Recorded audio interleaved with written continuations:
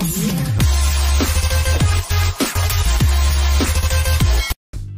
so magandang araw sa inyo lahat mga par. So welcome back sa ating YouTube channel, no.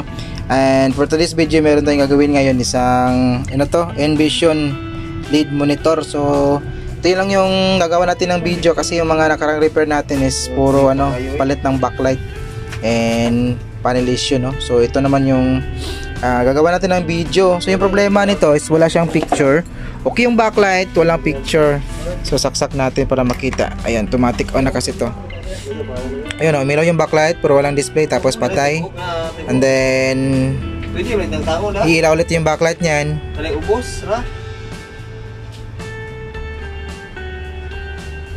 So wait, nag-standby na ba? So yun, nag-standby na siya. Pwede natin ulit, dapat magkulay green yan. So kulay green siya, backlight. Ilaw yung backlight, tapos patay.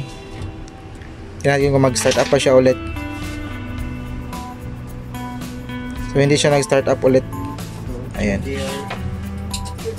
So wala siyang picture. Then pag mga monitor kasi, LED monitor, pag walang PC yan, kusa siyang magbabalik standby, babalik siya ng standby. Saka lang to magtutuloy yung kanyang display pag may nakakabit na PC. So itong red na to, pag mayroong PC, didiretso na yan sa kulay green. So ito yung gawa natin ng video. So buksan lang muna natin. So ito, bali na buksan na po natin siya mga paps, no. And meron pala tong frame. Ayan, meron tong frame. Ayan, nakalagay or naka-cover dito sa kanyang top board. Ayan, bali tinanggal natin siya syempre para may access tayo dito sa ating top board. So ito na nga, meron siyang 6 na flex, no. Ayan. So ito pala isang GIP panel. Meron po siyang clock signal. Ayan, no. Ito yung kanyang mga clock signal. Ayan. Ito yung level na nakalagay. Ayan. So ito yung kanyang clock signal dito. Yung mga fusible resistor na yan. So ito, bali tinroubleshoot po natin siya.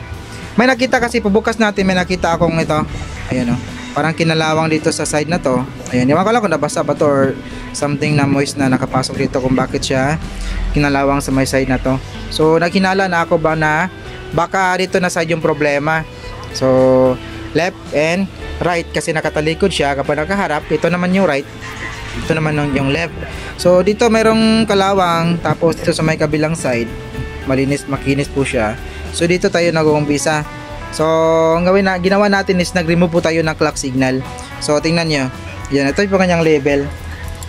Wait, so ito pa yung kanyang level. Ayan, o. Kita pa, medyo malabo yung camera natin. Wait lang. Ayan, o. So kita nyo ba yan? CKey. Ayan, o.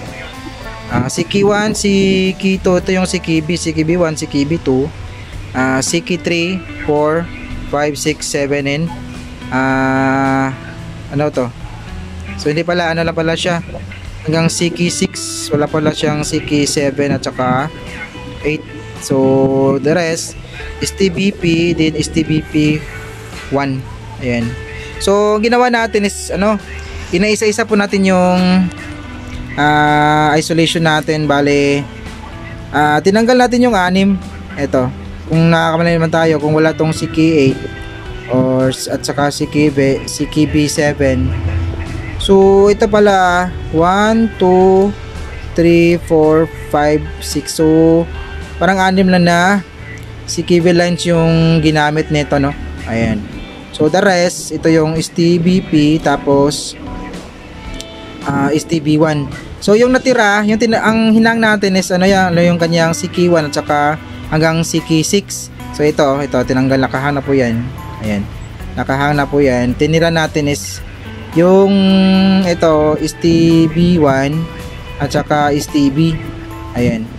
So ito, yung resulta niya is ganun pa rin. So saksak natin. Wait lang, adjust natin yung camera natin. Ayan. So saksak ko, din angat natin ng konti. Ayun, bumukas yung backlight pero wala pa rin picture. Wala pa rin picture, no? Okay. So yun, start up siya ulit. So backlight lang, walang picture. So ang gagawin natin ngayon, bali na troubleshoot na po natin to. Then binalikan ko lang tinroubleshoot natin siya muna para hindi na siya mahaba yung video natin. Sinigurado muna natin bago natin ginawa ng video. So yung Problema pala niya is yung STB. Ayan o, yung kanyang STB. Clock, ano, CK1 hanggang CK6 yung nahang natin. Hindi pa natin nahang yung STB. So, walang picture siya. So, ganoon, gagawin natin is hang natin yung STB. Yan, ihang natin yung STB niya. Ayan. So, ihang natin yung STB. Ito yung STB niya. Ihang natin to. Hindi kayang ihang, pwede tanggalin. Kasi madali naman itong ibalik, no? Ayan, nakahang na po siya. Ayan, lagay lang natin dito. Ayan, nakahang na po yung STB natin. So ngayon, testing tayo. Ayan. Wait. So, saksak natin, then angat. Ayun, bumukas yung Envision display. Ayan, o.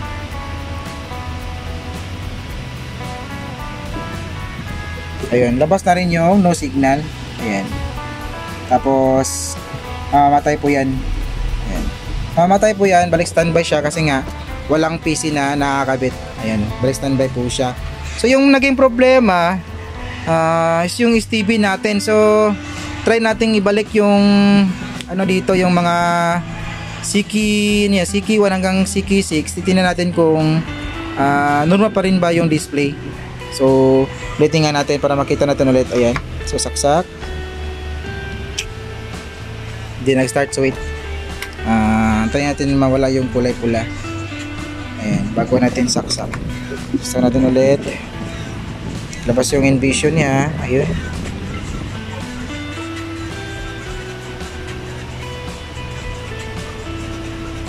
Ayan. Labas yung no signal. So, balik ko lang muna yung ano natin dito, CK lines.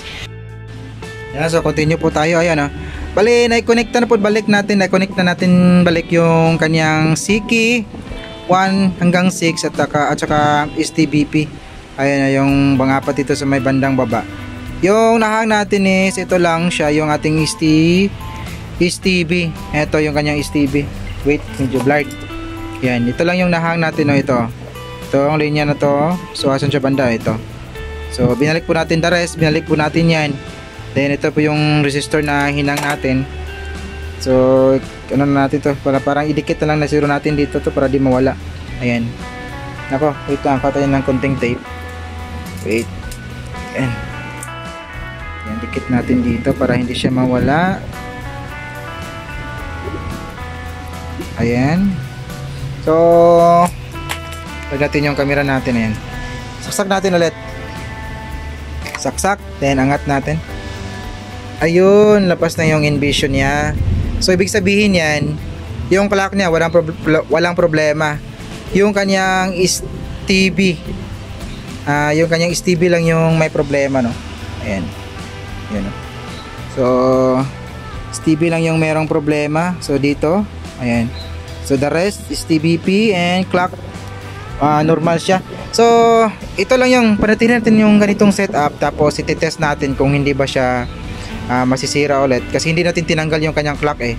So supposed to be pag mga ganito kasi is, dapat tanggalin mo siya lahat. So okay lang naman, okay pa naman yung kanyang clock.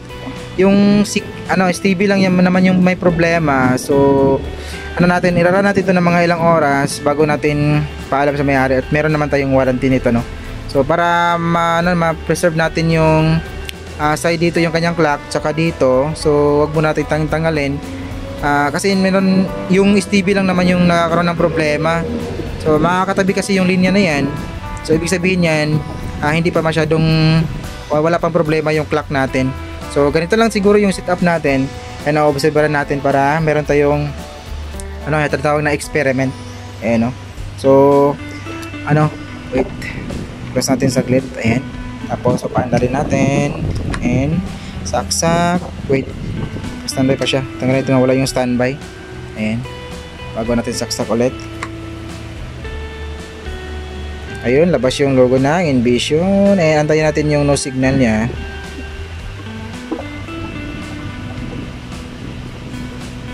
Ayan.